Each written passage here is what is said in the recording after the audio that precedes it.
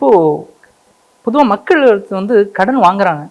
வாங்கினது பின்பு அவங்க மனசில் ஒரு எண்ணம் இருக்குது, கடன் வாங்கிட்டோமே, இல்லை வாங்காமல் இருந்திருந்தா கூட நம்ம சமாளிச்சிருக்கலாம் அப்படின்ற ஒரு தயக்கமும் எண்ணமும் இருக்கும். ஆனால் எப்படி கடன் வாங்காமல் இருக்கிறது? ஏதேனும் வழிமுறைகள் ஏதாவது இருக்கா? கூடிய வரைக்குமே நம்ம கடனை தவிர்க்கிறதுக்கு என்ன வழிகள்லாம் இருக்குன்றதை பற்றி அதிகமாக யோசிக்கணும். கடன் வாங்குவதை விட இரவில் பட்டினியாக படுப்பதே சிறந்தது. கடன் என்பது ஒரு எலிப்பொறி, உள்ளே நுழைவது எளிது, வெளியே வருவது கடினம் என்பதை நாம் புரிந்து கொள்ள வேண்டும். ஆகவே கடன் வரக்கூடாது என்று நாம் அல்லாஹ்விடத்தில் துஆ கேட்க வேண்டும். பெருமானார் கேட்ட துஆக்களிலே ஒன்று, இறைவா என்னை சோம்பலிலிருந்தும் இயலாமையிலிருந்தும் கடன் வாங்குவதிலிருந்தும் பிற மனிதர்கள் என் மீது ஆதிக்கம் செலுத்துவதிலிருந்தும் என்னை பாதுகாப்பாயாக. பெருமானார் கேட்ட துஆக்களிலே ஒன்று. இதை பல பேர் தொழுகையிலே இதை ஓதிட்டு இருக்கும். இயலாமை, சோம்பல், கடன் தொல்லை, பிற மனிதர்களுடைய ஆதிக்கம், இவற்றிலிருந்து என்னை பாதுகாப்பாயாக என்று நபிகள் நாயகம் அவர்கள் அடிக்கடி துஆ கேட்டிருப்பதை நம்மாலே பார்க்க முடியும். ஆகவே பல முறை யோசிக்கணும். வாங்கணுமா, வாங்கித்தான் தீரணுமா, வாங்காம முடியாதா, அவசியமா என்பதை பற்றியெல்லாம் யோசிக்க வேண்டும். ஆகவே அதை தவிர்ப்பதற்கு என்னென்ன வழி இருக்கோ அவற்றை பற்றி முதலாவதாக யோசிக்க வேண்டும். இரண்டாவது, திருப்பி தருகிற சக்தி நமக்கு உள்ளதா, அதை யோசிக்கணும். எப்படி கொடுக்க முடியும்? உன்னுடைய வருமானம் என்ன, உன்னுடைய சேலரி என்ன, உனக்கு வாடகையில் என்ன வருது, விவசாயத்தில் உனக்கு என்ன வருது, இதெல்லாம் போட்டு கணக்கு போட்டு, சரி இவ்வளோ வருது, இவ்வளோ செலவழிச்சா இவ்வளோ மிச்சமாகும், கொடுத்துடலாம். இப்படி ஒரு நம்பிக்கை இருக்கணும் இல்லையா?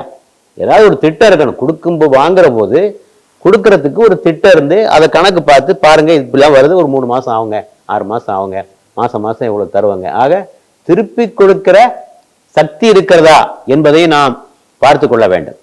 அடுத்தபடியாக, எதுக்கு கடன் வாங்குறோம்? உண்மையிலேயே அவசிய தேவைக்கு வாங்குகிறோமா, பெருமைக்கு வாங்குகிறோமா, ஆசைக்கு வாங்குகிறோமா, இதெல்லாம் யோசிச்சு பார்க்க. இன்னைக்கு பெரும்பாலும் பலர் கடன் கிடைக்குதுங்கிறதுக்காக வாங்குறாங்க, அல்லது பெருமைக்காக வாங்குறாங்க, ஆடம்பரத்துக்கு வாங்குறாங்க, திருமணத்துக்கு வாங்குறாங்க. பல பேர் பார்க்குறேன் நான் திருமணத்துக்கு கடனை வாங்கிட்டு திருப்பி செலுத்த முடியாம கேவலப்பட்டு நிற்கிறான். இப்ப அவங்க யோசிக்க வேண்டிய விஷயம், எளிமையாக திருமணம் நடத்துவது கேவலமா, வாங்கிய கடனை திருப்பி செலுத்தாமல் இருப்பது கேவலமா? எளிமையா நடத்துறது ஒன்றும் கேவலம் இல்லையே. 4 நாளைக்கு சொல்லுவான், என்னையா ரொம்ப சிம்பிளா முடிச்சுட்டாரு ஆளு, 4 நாளைக்கு சொல்ல போறான் இல்லையா? அது ஒன்றும் கேவலம். கடன் வாங்கிட்டு கொடுக்க முடியாமல் இருந்தால் அது பெரிய கேவலம் இல்லை. ஆனா அவனுக்கு அது கேவலமா தெரியல, இதுதான் கேவலமா தெரியுது. சிக்கனமா நடத்துறது ஒன்றும் விஷயம் இல்லை, ஆனா அது பெரிய கேவலமா கருதுறான். கடன் வாங்கிட்டு கொடுக்காம இருக்கிறத கேவலமா கருதல.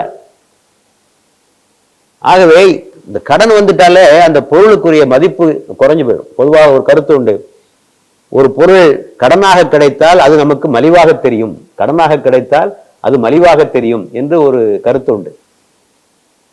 தேவையற்ற சாமான்களை வாங்குபவன் தேவையான பொருளை விற்பான், தேவையற்ற சாமான்களை வாங்குபவன் தேவையான பொருளை விற்பான். ஆகவே நல்லா யோசிச்சு பாருங்க. இஸ்லாம் இதை ரொம்ப கண்டிக்குது. உண்ணுங்கள், பருகுங்கள், ஆனால் வீண் விரயம் செய்யாதீர்கள். குழு வஷ்ரபு வலா துஷ்ரிஃபு இன்னஹு லா யுஹிப்புல் முஸ்ரிஃபின். அவர்கள் வீண் விரயம் செய்கிறார்கள், இறைவன் வீண் விரயம் செய்பவர்களை நேசிப்பதில்லை. அவர்கள் ஷைத்தானினுடைய சகோதரர்கள், யஹ்வானு ஷயாத்தீன் என்றும், ஷைத்தானோ நன்றி கொண்டவன் என்று சொல்லுகிறது. ஆகவே இவற்றையெல்லாம் யோசித்து பார்த்து, எதுக்காக வாங்குறோம்?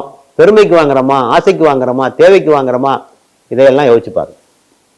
அடுத்தபடியாக, கடன் வாங்குவதனால் ஏற்படக்கூடிய விளைவுகளை எண்ணி பார்க்க வேண்டும். விளைவுகள் என்ன? விளைவு, கடன் வாங்கிட்டால் நபிகள் நாயகம் சொன்னாங்க, கடன் வாங்கியவர்கள் அதிகமாக பொய் சொல்வார்கள், சத்தியத்தை மீறுவார்கள், வாக்குறுதியை மீறுவார்கள்.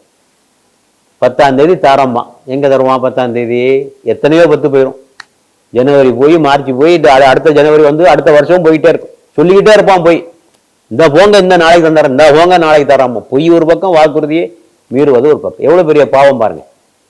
ஆகவே கடன் வாங்குகிற போது தவறுகளை அதிகமாக செய்வதற்கான வாய்ப்புகள் உண்டு, அதை புரிந்து கொள்ள வேண்டும். அடுத்தபடியாக, நம்முடைய மானம் பறிபோவதற்கான வாய்ப்பு உண்டு.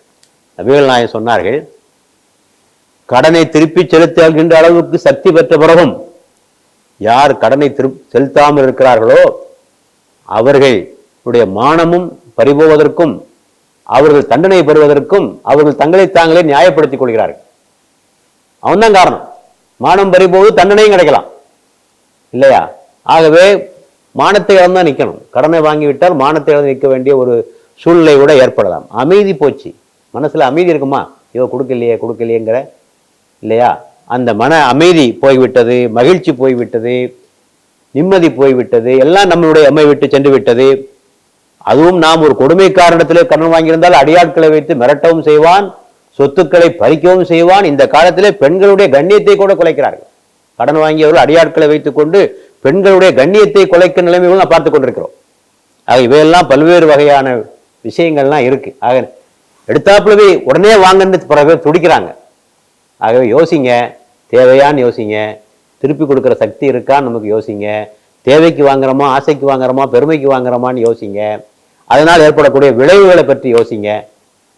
ஆகவே யோசிச்சாலே உண்மையிலே தேவை இருந்தால் வாங்கலாம், இல்லாவிட்டால் வாங்கக்கூடாது என்ற முடிவுக்கு நீங்களாகவே வந்துவிடக்கூடும். ஆகவே முடிந்தவரை தவிர்ப்பதற்கான வழிமுறைகளை பற்றி நாம் யோசிக்க வேண்டும். வாங்குவதற்கான வழிமுறைகளை பற்றி அதிகமாக யோசிப்பதை விட தவிர்ப்பதற்கான வழிமுறைகளை பற்றி அதிகமாக நாம் சிந்திக்க வேண்டும்.